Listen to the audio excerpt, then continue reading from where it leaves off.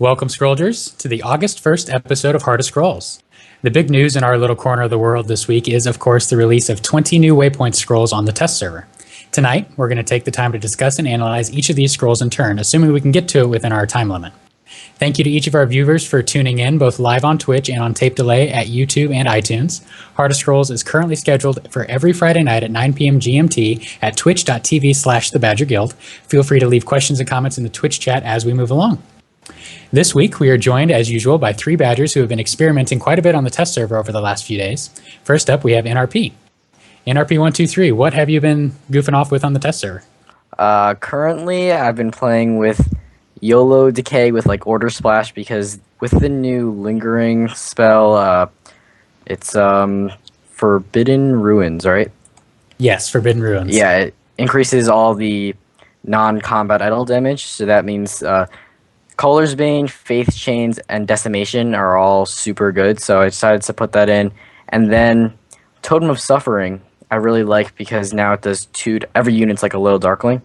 And I have 3 summons in the deck to have a continuous Totem of Suffering, and it worked out pretty well so far. I will link the deck. Yeah, that's really interesting. A lot of people are thinking Forbidden Ruins is going to be great in like YOLO Decay and those direct damage decks, but adding Order, there's tons of direct damage in Order. Alright, so there we go. Yeah, that's what I've been playing. Works pretty well so far. Well, cool. All right, so now I'm going to move over to the Overlord. We're happy to have you back as well. What have you been playing on the test server?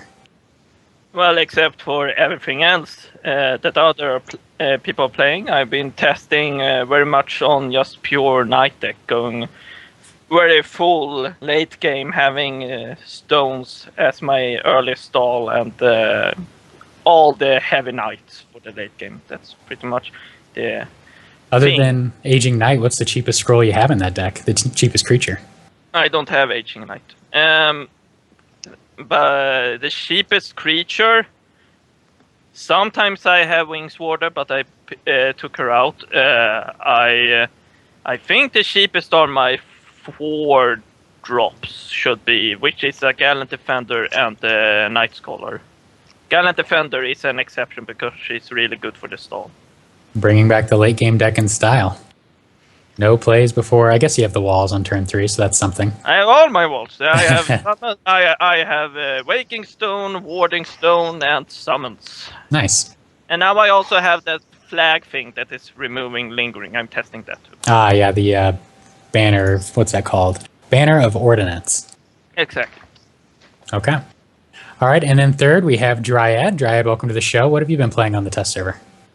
I've been trying out the new Gravelock thing. I saw Grave Gruul and hadn't played with that yet, so especially today I've been testing it a bit with the Lingering Clandestine Orchard. And of course Gravehawk is at the same cost as well. And also Gravelock Burrows for a bit. It seems good, but the problem is if I don't have Grave Gruul, then I can't play cards like the Orchard and the Gravehawk, and I don't have ramp up to them. I like Gravelocks, actually, even though earlier I said I didn't. Not in this cast, but I've said before that I didn't really like them. I like the idea of them, but they don't feel good to me yet, basically. But maybe I'm just doing something wrong. Do you feel like the mono energy or the energy growth deck is better at this point? You mean for Gravelocks, right? Yeah. You have to have the Gravehawk in there, at least in my opinion, since it's relentless with free health for 2 casts, and it's usually going to be doing decent damage. Yeah, you need the growth in there, and the Orchard's actually really good too. I just have to maybe go play the Memorial that ramps growth. Forgot the name of it. Oh yeah, I don't even remember what that memorial does. I'll have to look it up. I do. It's a 1 cost with free health, and if you pay 2 current energy, you gain 1 growth permanently, and the statue gets destroyed. Okay, so that's still pretty decent.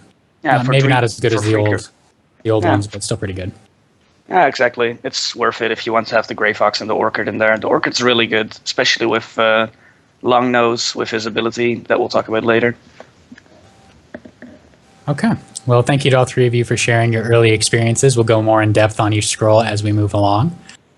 And thank you to all of our listeners for tuning in and our guests for joining us.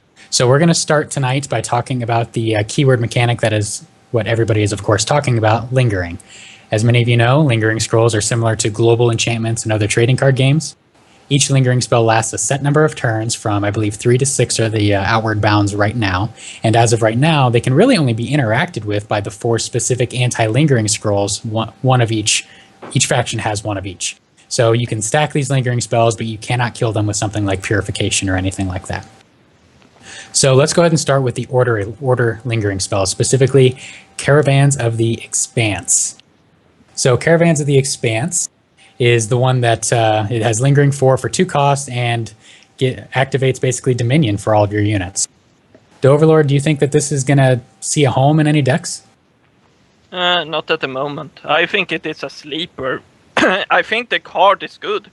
It's just that there's not much to Dominion on. Not even if you splash into the case, you get that ball count, is it called, right? And so you have like some kind of ball count and cleaver deck or whatever. Because it's those two that are pretty good for it. The ball count and the cleaver.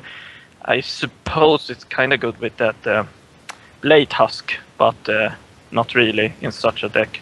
So when we get more Dominion cards that are good with this, then this will become stronger over time. And also, I will just say, people mention like cards becoming dead cards because they have taxing. Dude, if we're gonna talk about dead cards, this is a dead card. This does literally nothing except for have synergy with Resonance when you already have Dominion. Yeah. Like, there's no reason to use this if you already have a Dominion. So if you're building a deck that wants to take advantage of Dominion, you're going to want to take down those idols early, and then your key scroll is useless.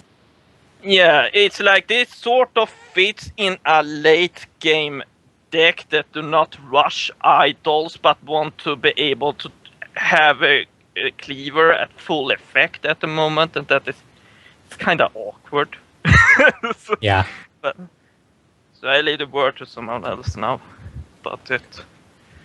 Do either of you guys think that this will see any play at all, even in a hardcore cleaver deck? Not yet. But maybe in the future. Yeah. Depends on what they show us with the rest of the Dominion scrolls and waypoints, if there are any. Like, I think it will definitely see play, but we will have to see what more Dominion guys we get. Yeah. And what about Fields of Strife, the other order scroll? So this one is the one that boosts Knight's attack based on the number of other units on the same row. And correct me if I'm wrong, it's the number of units on your row, not your opponent's row. Is that correct? That is correct. It has a typo, if you ask me. Okay. Because it says units have their attack increased by the number of other units on the same row. It says the whole same row. Like, just as it say same row with Squire or same row with Puppet Soldier, it should be same row, the whole row, but it's only your side, and it should say only your side in that case, some way or another. Just as it says with like reversal or what's it called, redeploy, that says you can do it on your side. Anyway, the power on this, it's good. It's like if you play it smart, you have a passive Crimson Bull for 3 turns. That's totally nice. It's just that the only thing that do not make this overpowered, because it will be overpowered if this was like on soldiers, but the knights don't really have any relentless, so they just overkill stuff, but it's still good. You can do things with the Squire, which we'll get to later, but that means you kind of need several things in motion to get that going. It becomes complicated with it. It does seem like a decent scroll. Like, it's definitely powerful, but you're right that the knights are all already large creatures that don't have relentless. So if it was a different subtype, it might be better, or maybe future knights will be able to take advantage of it. One of them has piercing, worth it. This is true. One does have but piercing. the thing is, the guy who sort of benefit from it, the piercing guy, he already have a shit ton of damage. He already doing the job pretty good on his own. But it doesn't hurt to get more damage. Yeah, I was about to say, if you have 8, is actually really good compared to 6. Because the second unit will take 4 damage, which is a shit ton. Kill most units. Yeah, exactly. Yeah. But yeah, I agree, that's not enough to make the scroll instantly amazing or anything. NRP, what's your sense on, does this even make a knight deck in your mind, or is it just not quite good enough? I tried using it a little bit. Like the Overlord said, just the Knights units are already, most of them have like 3, 4, 5 attack. So the extra attack usually is just wasted on like a low health chump blocker. So unless you have the squires with your relentless skirmishers, I don't think Fields of Strife would really be that helpful. So as it stands with the current knights in the game, I don't think Fields of Strife is going to be worth it. But maybe new scrolls will help it out. Okay. I think this is kind of relevant to this, as to Sure. this is sort of the deciding factor if I use it or not. Is that because the knights lack relentless, that is why I often favor using 9 haste spells, like all the speed, all the roasted bean, and all the haste. Because often I use 6. I use 6 haste spells and 6 damage amplifier, being Eternal Sword and Focus. But as the knights lack the relentless, I kind of want them to attack more often. So I have less of the damage amplifier. And this is a damage amplifier. Therefore, it's sort of contesting with the focus. And if it's gonna play alongside with focus, I kind of need to remove something else for it. That is what makes this a little bit difficult with the Field of Strife. But it is a good card. Okay. It would probably be much better if it buffed beasts instead of knights, but beasts have gotten plenty of help so far, as seen by Budding Retreat, the next scroll on our list. So, The Bros, hell Can I- did it buff Beast? Can I maybe say one more thing? Yeah, though? go ahead. And, several Sure. people in the chat have actually said that Fields of Strife is fairly good. I'm not But sure that's if we have also time to what we actually. said. yeah, go ahead. Talk about it. Well, sorry. As in, several people in the chat have simply just stated that in their opinion it's a really good card. Yeah, my thought is it's powerful. I mean, Crimson Bowl for 3 turns is really good on the surface. I think the Knights right now won't take advantage of it as much if your opponent can get chump blockers down, but if you just want to end the game quickly, having a bunch of 6-power Knights will do that for you if you can get to the idols. Oh, true. Yeah, Okay, I'm sorry if it came out like I was talking like this card is bad. I didn't mean that. It is a good card. I'm just saying it's a good card with like one of the worst subtype it could affect to. That's what I'm saying. That's true. Okay. Alright. Well, now we'll go ahead and transition into the Miracle Pudding conversation as we talk about Budding Retreat. So Budding Retreat goes very well with Budding Vader. They even have the same name, the same cost, basically the same effect. So all of a sudden you can have 6 of these in your deck and build an extremely consistent combo deck that can end the game between turns as early as turn 4. That's the fastest we've seen, but more consistently between turns 6 and 8 with massive Necrogeddon into Crimson Bowl or massive double God Hand plays or stupid things like that. So obviously this Miracle Pudding deck is pretty powerful. Have you guys had a chance to play against it yet or play with it? I had a chance, and I like to just give 2 examples of this. One that is from the depths of hell that came to visit me, and Okay. the second one is more normal, but still it's too much. The second one, the first one, this is just absurd. But it's like I played against Cantor, and Cantor. I don't remember how he did it. Look, I didn't memorize this because it's not supposed to happen. But somehow on turn 5, he had Budding Waiter and he had the Budding Retreat, and then he just put out units, got wild, Necrogeddon them all, did Crimson Ball, and he could take out 4 of my idols with 10 health. I'm like, On turn 5? Yeah, on turn 5. I'm like, this is ridiculous. Like, how am I supposed to deal with this? But that is the extreme. That is not normal. That is just the extreme version. The more normal version, which I can easily do, but it's still like, it's silly, is that as long as you get 2 of these budding effects into play, you can have 4 resources like I had, but do a Rat King, put out some 5 drop, and then put out some 2 drop. Like with 4 resources, you can do a turn where you're using 12 resources. That is silly. Yeah. That is a huge value for almost nothing. were being played. Well, almost nothing makes it sound bad, but so this needs these budding effects. It kind of needs some tweaks. But I'm not gonna solo talk about it. So I like to hear other people's opinion when it comes to these buddings. NRP, have you had a chance? Yeah, I played with it.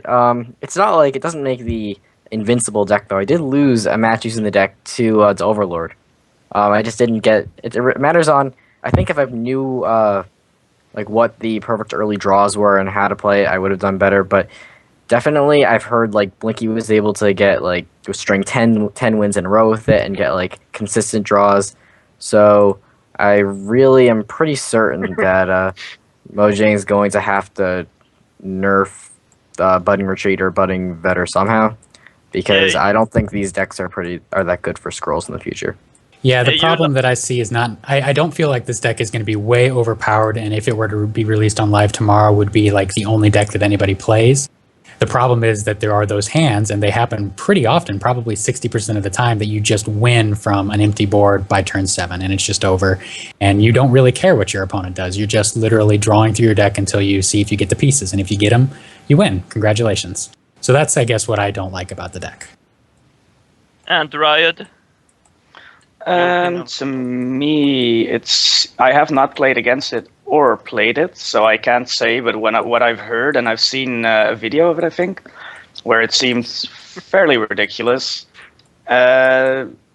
A possible thing you could do is maybe make Budding Retreat not linger for 6 turns, which is really, really long. Yeah, that is the longest lingering, actually. Since the Budding Vader is a creature, you can still do something about that it's happening, whereas this stays for 6 turns, which is very long. So you pretty much have to, if it stays like it is, it almost discard alone would probably force everybody to run their faction-specific anti-lingering spell at least once or twice to prevent these sort of combo decks from comboing off on you, in my opinion.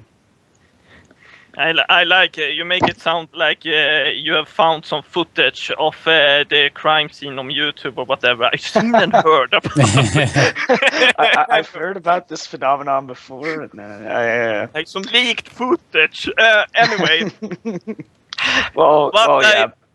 What I will say, if we are not gonna be all about the mechanic itself being the culprit, I will point out there's 2 culprits in my mind that is doing this, because initially you will think like, well, to do all this combo, you need all of this combo card. That's kind of difficult. Well, there's 2 factors here that sort of make it happen more often than you may think.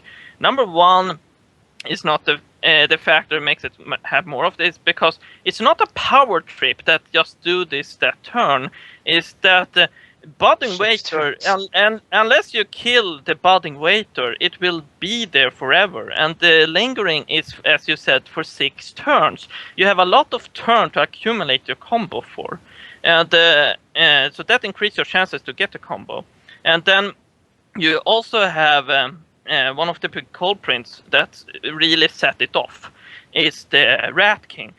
Almost every time I see some kind of combo happen, they start off with the Rat King. The Rat King really sets it all into motion. There is a few other things to do, but like 90% of the times, it's a Rat King coming out. No 80 is probably Yeah, I've played quite a bit of this deck. I've probably played 20 or 25 games, mostly against the AI, because at the times that I get to play, people don't tend to be on. But basically what you need to combo off is you need 2 copies of one of the budding spells, and you have 6 in your deck, so that getting that early is not hard at all. Then you need either Rat King or no ID, or just a combination of other cheap beasts. So Ragged Wolf's Bunny makes this deck, Beast Rat makes this deck, Mangy Rat might actually make this deck. So you just need enough of this stuff, and your deck is just made up of all of this stuff, and then you just need a finisher. So it is the redundancy more than anything else that makes this combo so powerful. So I think if they were to just not have Budding Vader and Budding Retreat both be basically the same card that do the same powerful thing, then it would become so much less consistent that it would not be very problematic. But that's just kind of my thought. I think it would still be problematic. I think the mechanic itself is too the word it's not really correct word to say exploitable, but it's too easy to get the value from. So I do vote like many other do to just redo the mechanic a bit, and there's some good suggestion out there. My own personal is that I actually don't think these a gaining resource thing, it should not be affecting tokens. You should not get it from tokens, but that do not have to be the answer. We can do other stuff like Squiddy is always vocal about this reducing cost thing. That works for me. I'm not sure if that is the right thing, but it works.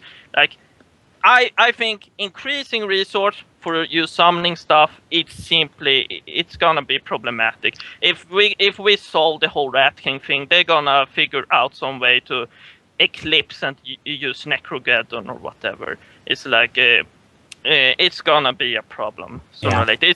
It would be a quick fix to not redo this, I feel. Either way, I think where most of us are pretty confident that something will happen to this deck. Yeah. One of the pieces, probably Budding Retreat, but there's a lot of moving parts, and I think if they hit one or two of them, then this deck will go away, or at least be much less ridiculous. But Growth, I'm going to go ahead and move away from Budding Retreat so we can chat about the other super powerful Lingering Scroll that Growth got, which hasn't gotten as much attention just because it's been overshadowed a little bit, but this is a legit scroll. Really good. Clandestine really Orchard. That's really good. Yeah, this scroll is definitely good. It's free Blessing of Hastes for 3 turns. That's awesome. That's really, really awesome. It's random, but... So I got a question for this, sure. If someone has played this more than me. I've played it. I played it like one match, so you have probably played it more than me. If you have this active and you do a Rat King, can it affect some of the rats that was summoned before the other rats got summoned? I think so, yeah. I'm not sure how that effect would stack. I haven't seen it. Yeah, I'm just curious. I'll be honest, I haven't seen it either. Like that's not important. It's just a curious thing I have in mind. Regarding, I suppose. Regarding the card itself, it's a good card. I think, however, it's kind of. I think it's sort of balanced. I honestly don't have that much issue when facing it. Maybe it is a little bit too strong, but in that case, I would if it is a bit too strong, I would use it. Should it? I will leave it to someone else to say, because I'm like, I do not have enough experience from it. But what I have experienced, I'm feeling like it do a proper value. Maybe it should cost 3, whatever. I'm not sure. NRP, you've been playing around with this, you said. What were your thoughts? Well, I think it's going to be used in almost every Growth deck. I think it's really strong, just having, for a couple turns, just continuous attacks. But one thing, Growth does have a lot of 1 countdown units, though, so it's like, and that's like low-cost units, too, like the Brave. So, I think it's still pretty good. One question I have with it, though, I'm not sure what it does. Is it possible for it to land on a unit that already has a countdown of 0? That's a good question. No, it doesn't. Let me read it. Because that just makes it better. Yeah. Yeah, it can't hit a unit that's not that is already attacking. I played it in the Gravelock deck for a bit, and I could have had very lucky random chance, but the whole match consistently it would always hit the units that still had a cooldown. Okay. So Machine Divinator, doesn't it specifically say a cooldown greater than 1 gets reduced? Yeah. But this one doesn't, but works the same way. Yeah, I was about to say... I would assume so, yes. I was about to say, by the wording, it can affect a creature that already has 0 countdown, but most likely it is not. It's just that it would be too much text according to them or something. Okay. So, and by the way, this is another one of these that gets really powerful if you get a Rat King out. Yep.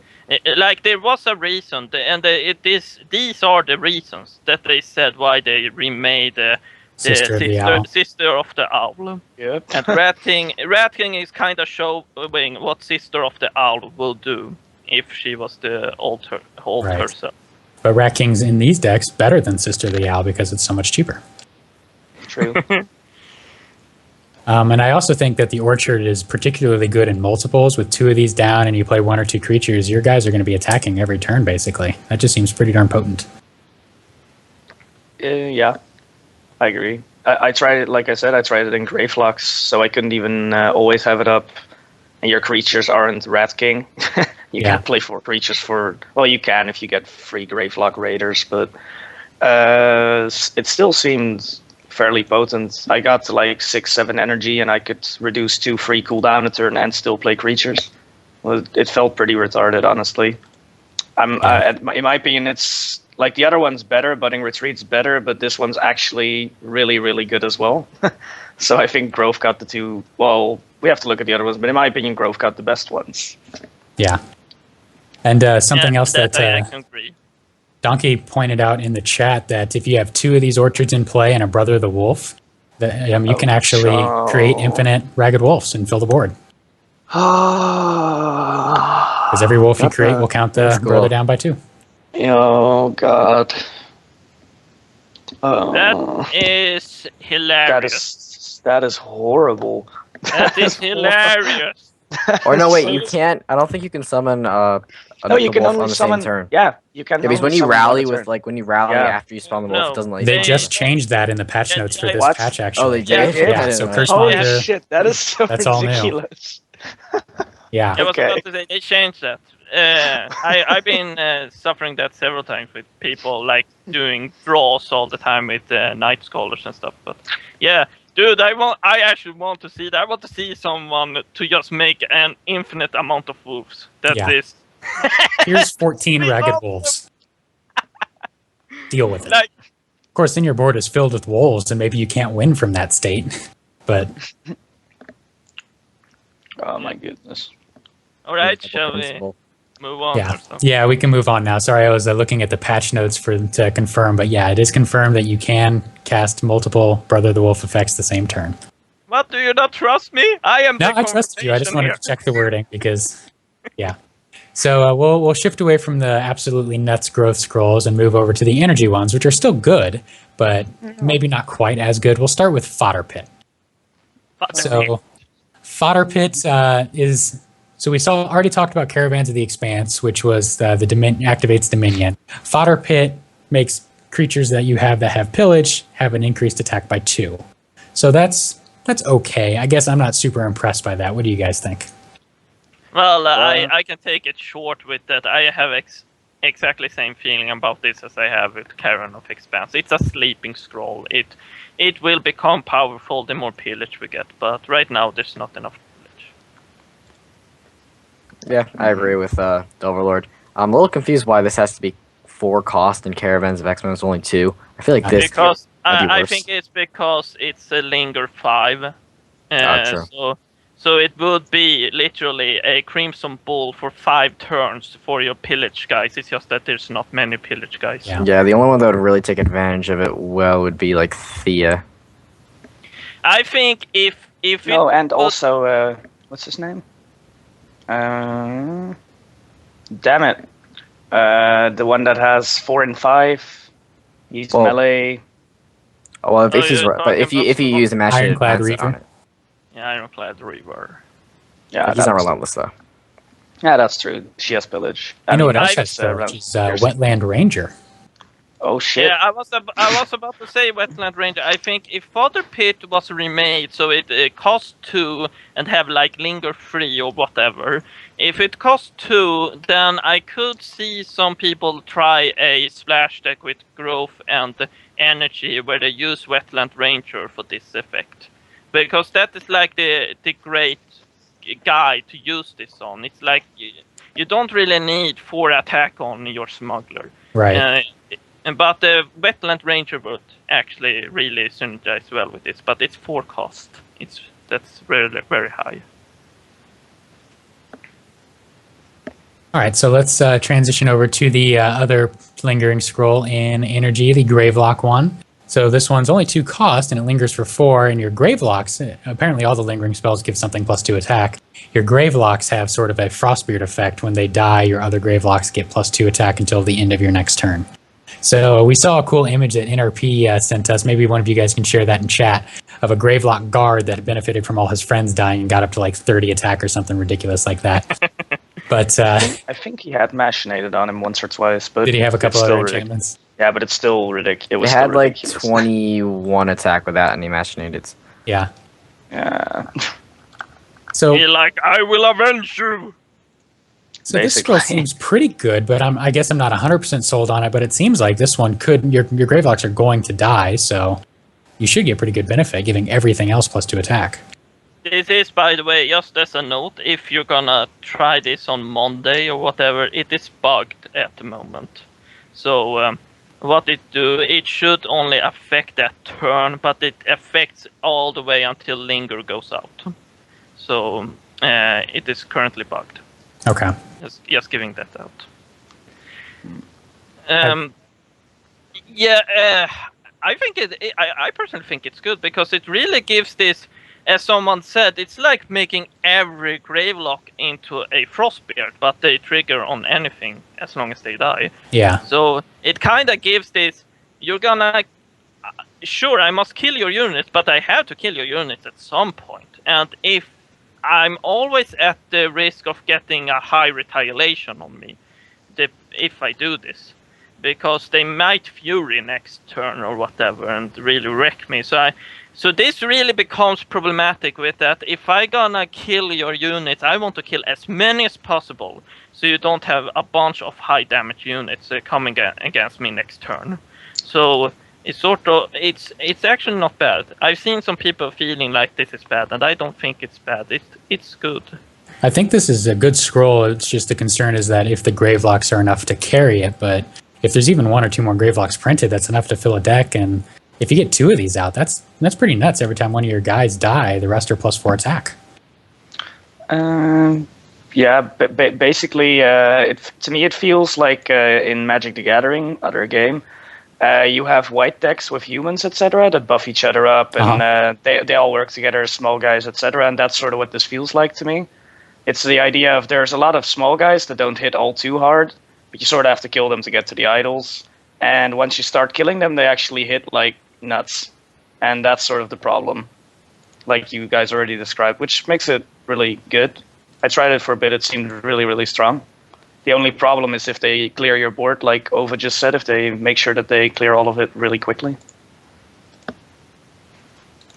Yeah. Any other thoughts on Gravelock Burrows before we move on? No, not on the card in specific. Sorry. Go ahead, Dryad. I actually had one more thing. Like I said, I played it with Clandestine Orchid as well, with growth in there. And that way you have the extra attack, and they can't even predict, because how many units are you going to play? Do you play Fury or Iron Whips, or just small guys like 3 Gravelock Raiders? And it becomes very unpredictable if you have both of the lingering effects out, for how much and with how many units you will be attacking. Right. Also, Especially- as a... Oh, sorry, yes. Go ahead. No, you wanted you to finish, but okay. Also, something people perhaps do not take notice, because they are like, well, units getting destroyed, this unit's getting destroyed by the opponent, but it doesn't necessarily have to be by the opponent. You can, if you want, destroy your Gravelock yourself and buff them up. Yep. So, like, if you do something like Riot do, and do some growth and energy thing, you can, like, try a fertile soil thing, and get some buff up in that way. Or maybe you just want to spark one of your little guys, Yeah. I don't know, and just get a temporary Crimson Ball for that turn. So I'm just saying, you can do some stuff on your own. You don't have to depend on opponent killing you. You could even you can combo even this burn. with Corrode and win games out of nowhere by sparking your own guy and then hitting for everything for 10 damage. Oh man, the corrode, the color plan I know. is real. I got to bring Corrode into every conversation I can. Not as much as he does, but. All right, so we got two more lingering scrolls to go through. We have the decay ones. The first one we'll hit is Forbidden Ruins, which is pretty cool in my opinion, and NRP talked about this a little bit earlier. So this one lingers for 3, and all non-combat damage against idols is increased by 1. So this obviously screams undead, or not undead, I'm sorry, but direct damage decks. So Yeah, and Yeah. also I didn't mention before, Watcher-Geddons are now like the old Watcher-Geddons if you have this, and brings it we back up to know- 3 damage. Yeah, we know how good those things were. So I don't think maybe this won't only be in YOLO Decay. Maybe we'll be in more later game Decay decks too because of Watcher and stuff. So Forbidden Ruin is definitely pretty good, I'd say.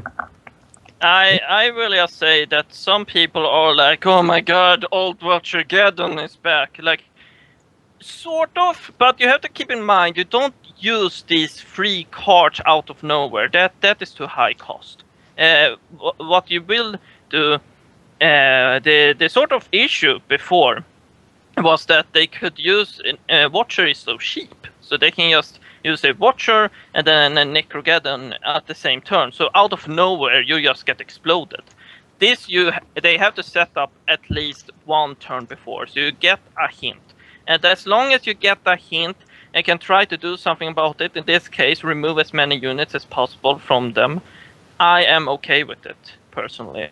That is more doable, because still this is something they need to build up their board to do this, and so I am okay with it. I think Forbidden Ruins personally, I think it's balanced and good. It's good, but it's balanced because primarily, unlike many of the 2 costs, it's cost 3 and it has linger 3 and not like linger 5. So I think it's fair.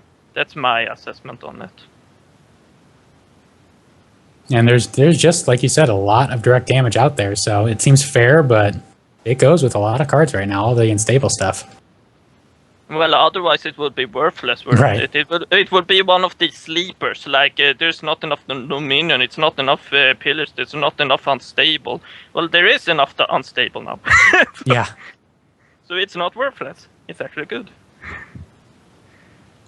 All right, and then the final lingering scroll that we haven't hit, the second decay one, is of course, where's my list? I'm blanking on the name. Sanctuary of Yes, the Lost. Sanctuary of the Lost. So my undead stuff cannot be killed anymore, basically. This is so troll. 2 costs, linger 5, undead creatures have ward. Super simple. Sorry, energy It's decks, you don't get to actually interact with me anymore. This is actually really good. Especially with the... Damn, I forgot his name. We're going to get to him in a bit, but the guy that gives undead cooldown reduction. You could legit try mess around with that. Yeah. Although I agree that it's mostly energy you're messing with. But When I saw this card, I felt like, yeah, this is the reaction from the non-decay faction. Energy will pretty much say, this is bullshit. Order will say, this is bullshit. Growth will say, did something happen? Yeah. What's wrong with what Like, just happened? like, Growth doesn't give a fuck. But for the other 2, yes, this is a pain for the other 2, but I feel at least undeads play in a way that it's not that problematic, I feel. At least not now. Not right now, it's not that problematic. Maybe it is for energy, but for growth and order, it's not that problematic. I can see it be a bit problematic for energy, but at least you can do your sudden eruption as such. If you I can play still do structure that. energy and this happens, I will cry. And if you I'm gonna try and play it, it's gonna be horrible. Dude, then at least you know how they feel. Do you know how much pain decay has been against your structure? And Yeah. now they fucking Do get you know how something. much fun I had during that? that? I cry. I don't play decay, but I feel, And you feel the bad, pain against structure energy, man. It's so much I fun. know though. the feeling to being hard countered against something. Hey, they have direct idle damage. Sometimes they win against me every 10 games. Yeah, so unfair. It's so unfair. I totally agree. Okay, but seriously, I think the thing I think many disregard and don't really think about is the possibilities you can do with this using Shroud of Unlife, because Shroud of Unlife makes anything undead. Yeah. So that I'm a bit like, is there possibly something you could Shroud of Unlife and it would become a massive pain in the ass? The only thing I have in mind is like Witch Doctor, but maybe there's something else as well. You could like Shroud of Unlife, because I'm like, how can you use this in a non-undead deck? Because it's still good to have like your harvesters. Yeah. And so That's a on. big deal. Having harvesters have ward on its own. That's a big deal. Oh, But like, if you can also use Shroud of Unlife on something and ward it as well, that could also be quite a pain. So it's a 2 cost. So I think it's. I'm not sure if it's overpowered, but it's definitely good.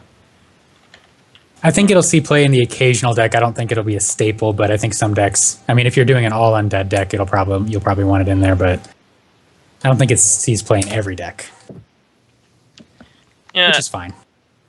And regarding energy, many energy players play with range. They can still do the piercing and whatever and kill these guys. So I'm just saying it's not end of the world, but it is end of the world for the very heavy spell guys. But Yeah. you get what you For deserve. me. I- For me. Poor Dryad. Woe is you. I'm so going to cry about it. Hello, Hey, NRP, you're back. Welcome back. I'm going Yes. to take. I'm going to take all your tears, make a pool, and just swim in it. Enjoy. Oh, I still remember that night we played where you only played Order and I only played Structure Energy, and you played the weirdest decks. That was fun. You know Anyway, what probably happened is you were probably on the ranked ladder, Dryad, and you played one of the devs like 4 or 5 times in a row and beat them with spells. And then they were like, screw this. I'm putting all my guys have ward spell in the next set. And I'm coming for I'm just feeling that before we move on, should we just perhaps move on, or should we maybe give an overall thoughts about the lingering spells? Yeah, you actually read my mind. My next question was gonna be, let's chat about just lingering in general. So we've known that it was coming for a while. We weren't sure what the exact implementation would be. So let's just go ahead and do that. Comment on how we feel about the length of lingering, how the mechanic feels. Do we like that it stacks? Things like that. So we'll start with the length. Do you guys feel like the ranging from about 3 to 6 is what you expected? I didn't expect anything of that at all. Some I thought maybe would last for eternity. Yeah. I had no expectations about the length. What I more felt is that I honestly were kind of disappointed, because I sort of got the vibe that this lingering will be like they will change the rules of the game or whatever. I'm not saying like every unit suddenly get haste or whatever, but I was like, these I'm looking at now, the only guys that really fit the bills here are the growth ones with the clandestine orchard. If it affected both sides, it do not.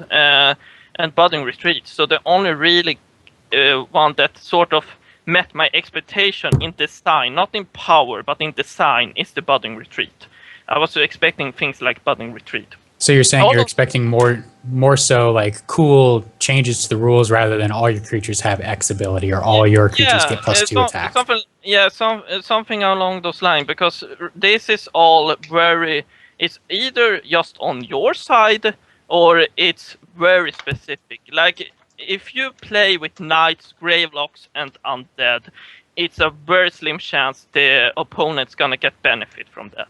It's just you buffing yourself up. So this was more like the lingering. I felt was more like you get Crimson Ball for X amount of turn. That is great, but it doesn't really change the rules of the game or something. So I was a bit disappointed, but they are good. I was just a bit disappointed in that way. Do the other two of you share that opinion that you were expecting a little bit more, I don't know, big effects? I kind of missed what we were talking right now. I was trying to get my webcam to Oh, work. sorry, yeah. Dryad, go ahead. Oh yeah, sure. First off, I expected them to last for infinity. I basically expected them more to go into the Magic the Gathering kind of way, where you could somehow remove them, which is now still the case, but they made specific scrolls to remove them. Like, I guess that was necessary, because in Magic the Gathering you can there's a lot of targeted removal for different cards, etc. And usually you just have like one card that has 2 or 3 different types of cards that it can remove, so that it's very versatile. Blah blah blah blah blah. Destroy target artifact or enchantment. Yeah, exactly. Where you can destroy several different sort of things. Sometimes it's just even pretty much destroy target permanent if you're really lucky, or banish it, or whatever you do to it. And here they gave every faction 1 card to deal with it, and there's also only with 2 per faction that actually do something. So it's not that many of them. So it's very limited in how many of them there are and how much you can do about them. So there's not much interaction between the 2 players in them. You lay them down, and if the other one happens to draw 1 of 3 cards, if they even have them, they can do something, and if not, then tough shit. There's not much search cards. You can't search for certain spells in your deck, like in Magic, for example. So you can at best hope to card draw with card drawing cards.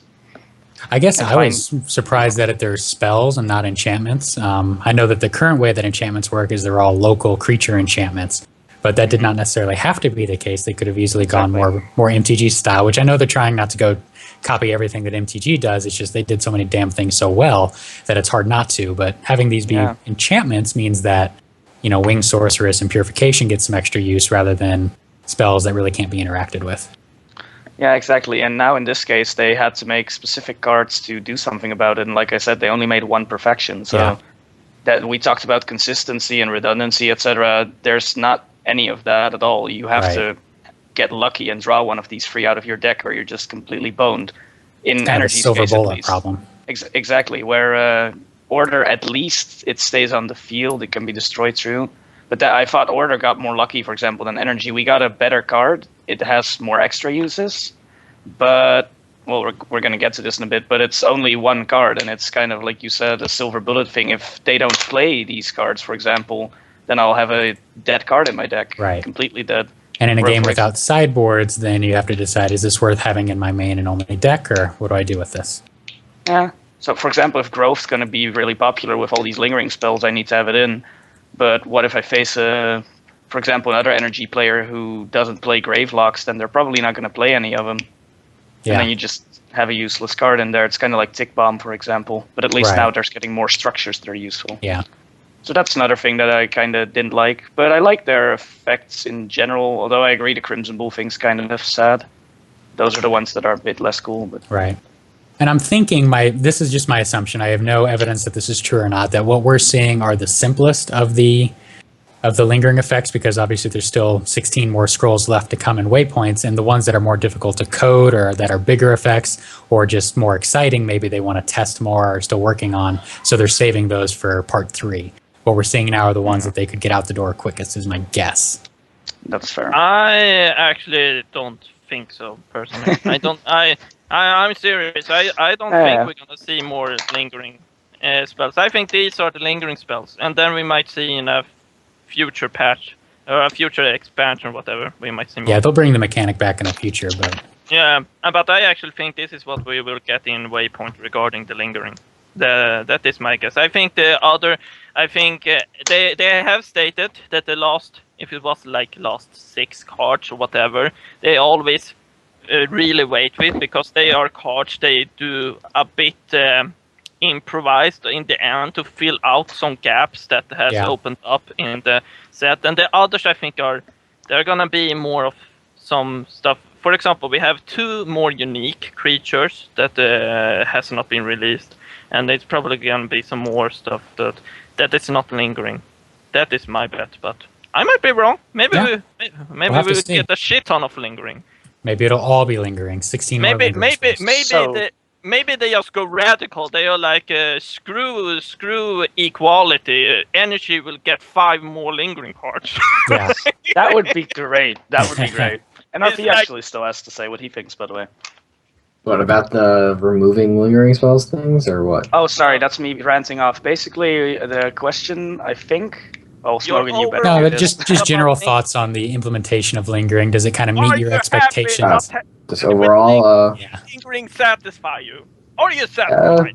I think lingering does satisfy me. I think definitely if you're really careful, because some of these are really strong, especially the growth and decay ones. So I think they're going to be a big part of the game moving forward. So I'm pretty excited, but also a little scared that they're going to take over the game. So they have to be pretty careful with the next lingering spells and how these are going to come to the game. If like the growth ones aren't nerfed, that'd be pretty bad. So, and I think they should definitely, I think they should go back to revisit some scrolls and maybe give them a way to destroy the lingering spells instead of just having these like 4 scrolls like specifically to destroy these. I think there should be more ways, and probably wouldn't be too hard to just change like maybe the wing sorcerers and just make it so it could destroy that also. Stuff Purification like that. and wing sorcerers, I think, are the ones to do there. I see no problem with Order having an increased ability to deal with enchantments and enchantment-like effects, whereas decay and energy are better at killing creatures, etc., etc. Yeah, that would be fair. I would be okay with that. Yeah. Okay. Should we at least cover all of these anti-linger cards? The Overlord, you are about 5 seconds ahead of me all day long. I was literally about to open my mouth and say that. No, it's fine. It's a good transition. So we have talked in passing about these anti-lingering scrolls. There is one per faction, and we'll hit all 4. I'm actually going to change the order on you guys a little bit, and we're going to do the decay one first because I think it's the least exciting by far. Exciting. Okay, so the decay one is Invocation Sentry, which is a structure that when your opponent plays a lingering spell, its owner's idols are dealt 1 damage. So it's direct damage. It deals a fair amount of direct damage, dealing basically 5 damage every time they play a lingering spell. But unless your opponent's gonna play 15 lingering spells, I'm not sure that this actually does anything of relevance in the game. I personally think it's really weak. It's like it doesn't remove the lingering. It just damage a little bit, and it doesn't damage if the opponent has lingering. It's if they play a lingering. So you have to put this sentry out, and then to have any effect, the opponent actually need to play a lingering. Sure, you're preventing them from playing look, if the opponent want to play a budding retreat, they're probably gonna play a budding retreat and take that 1 damage on their idol. Oh yeah, if I'm playing Miracle Pudding, I don't care if you have 3 of these out. I'm playing all my lingering spells. Exactly. What I think this sentry should do, what they should remake it to, is that it deals for every time the opponent has a lingering into effect, it should deal 1 damage on that idol in that row on the opponent side. That is what I think they should do. That is at least my vote, because right now this is not really good. It's amazing. It's basically like a better Metal Wonder. A better Metal Wonder? Yes. Maybe worse Metal Wonder. It's a way worse Metal Wonder. I love just saying that and seeing everybody go off. Sorry. It seems like the worst one. Sorry. That's all I actually have to say. Yeah, I don't like it. Pretty bad. Yeah. Basically, don't play this card. Okay, but do you have don't play this against my Miracle Pudding. I don't want to lose. Please play it against my Miracle Pudding. Don't play the other ones, though, because that'll crush me. So yeah, one of the other ones is the Order one. So this one, another problem with the Decay one is it's 3 Decay, which is as much or more expensive than many of the spells you're trying to counter. So Banner of Ordnance, at least, is cheap, only costing 1 order, and when it's countdown to 0, you can destroy all lingering spells, including your own, which might be relevant, but... So this one's okay. What do you guys think? I think if you feel lingering is an issue that you need to remove it, then this is good. But I honestly only had that feeling 1 time, and that is when I was pressured with my idols and the opponent had Forbidden Ruins. Other than that, like if they have Budding Retreat or whatever, I'm like, sure, I want to remove it, but the thing is, it's good, it's solid, it's good. It's just that in what kind of deck do you want it in the deck I'm trying in a deck that uses just knights, and then you have structures early on that stall the game, because where do you also place this thing? You don't really want to place it in the back, because it's just in the way, and you just do one thing if they use lingering. So you kind of want it as a protection. But you can in the back probably.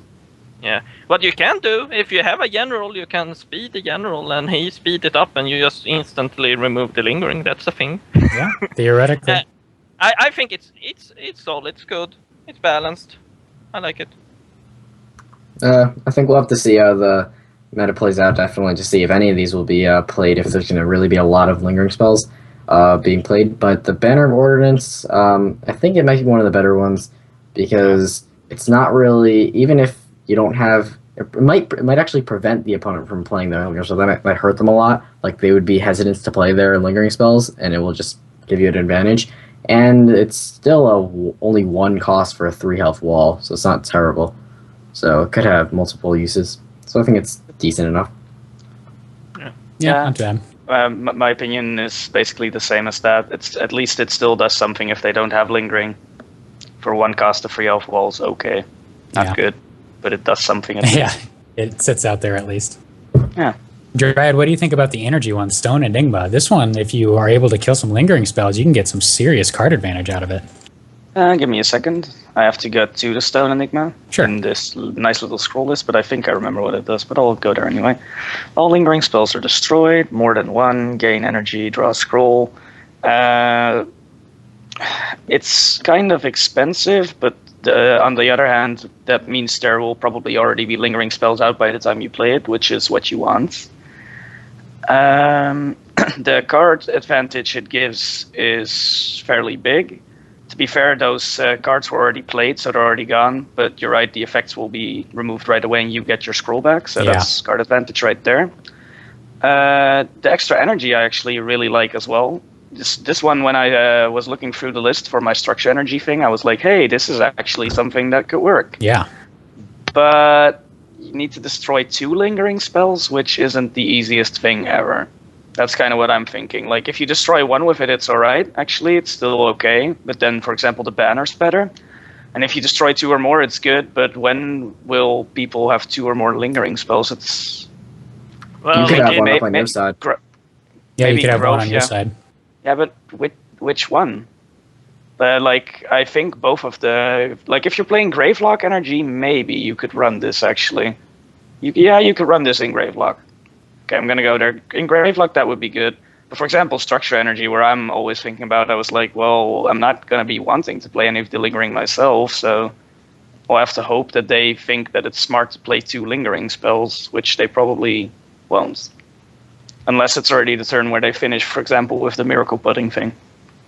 Yeah, that is sort of my issue with this Stone Enigma. It's that... First of all, it's a bit of a meta scroll. Well, okay, it's very much. But what I mean with that is that it's effective in a meta where lingering is used a lot. Because in that way, you can get your lingering out before the opponent. At least that's the goal. And then the opponent uses his lingering. And before your lingering just about to run out, you can use this to remove his, so you don't get as massive value from his lingering as you got from yours, and then you get this energy and scroll effect from it.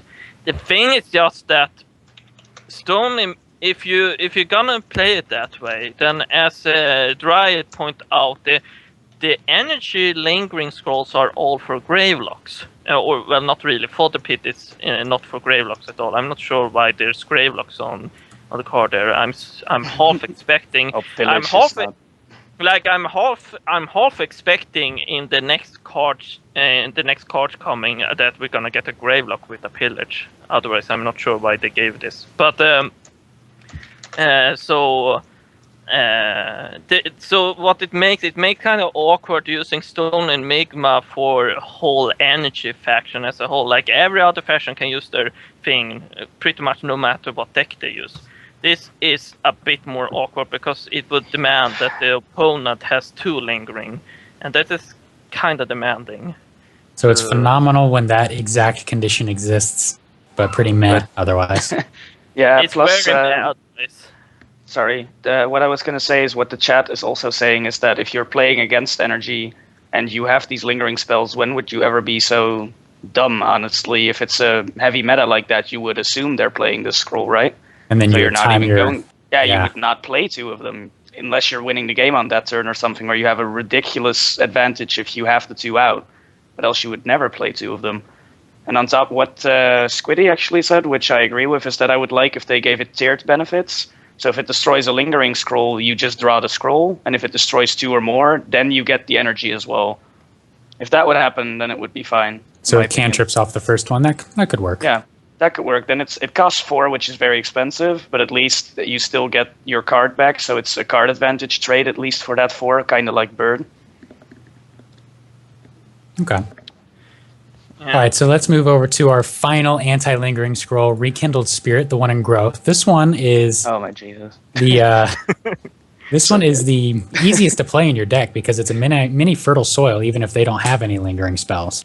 And I'm so Yeah. jealous. it's just good. It's just good. Yeah. Yeah. I think this is sort of, it's really, this one is really, it's really strange because it's a really good way to remove lingering, but you kind of don't want to play it because you're the faction with the only good lingering scrolls. Well, in our Miracle Pudding deck, we're actually running this alongside Fertile Soil because it's just drawing cards is that good. Yeah, so I'm like, I'm just feeling, my initial thought is that I would perhaps play a deck that has like 1 Rekindled Spirit and 2 Fertile Soil, but I think people will find the perfect formula for that thing. But I will play it in that sense, like, this is a good option between the Fertile Soil if you're in need of removing lingering. It's just that you probably are the one having the lingerings. Yeah, I see in chat that Growth is getting all the best lingering scrolls and the best anti-lingering scrolls. It's interesting. Yeah, but it has a really cool artwork. What is that? Is that like a Skeesaw from Pokemon, but in like Tempest form? I have no idea what the artwork is, actually. I want to see it zoomed out so I can see the rest. It looks weird. It's like clouds, Yeah, like northern yeah. lights. Okay, but like It's- NRP, what do you feel? Basically what you guys said, it would, if it's a lingering spell meta, then have this in instead of Fertile Soil. If not, I probably wouldn't use it. It does draw 2 creature scrolls, Yeah. so that it's a big thing for a deck like Miracle Pudding. Yeah. So it's pretty good, I think, and that's all I have to say. May someday be used in a combo deck where you're just looping your Sister of the Foxes if you can get tons of resources somehow. Sorry, all I'm thinking about is in terms of combo decks right now because I'm paranoid. You could kinda, because of it draws the 2 creatures. My first thought, you could kinda make a deck that use Rat King and Nognest to get some more creatures out that are not creatures by card, and then you have more important creatures that you can draw by using something like this and some other shift. I mean, I'm just doing some brainstorm on the spot. Yeah. I'm not sure if you can actually really use it for a big effect, but it's a thing. Yep. All right, so I think we're going to go ahead and leave that there. We didn't get to all the scrolls that we wanted to, but we did get to all the lingering and all the anti-lingering, so this will be the lingering podcast.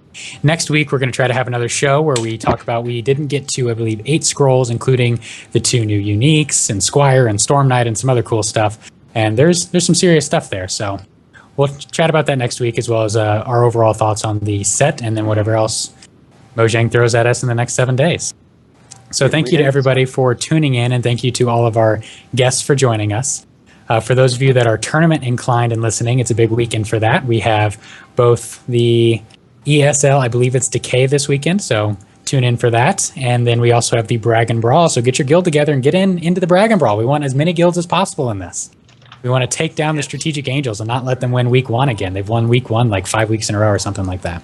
If we don't get more guilds joining this, I'm gonna like create my own guilds with just a lot of alternative accounts. Okay. It'll be the Blinky Orc Guild. Beat you all. I take the cup for my own. And We're just gonna- they are all gonna be order, and you know it's gonna be order, and you're still gonna lose.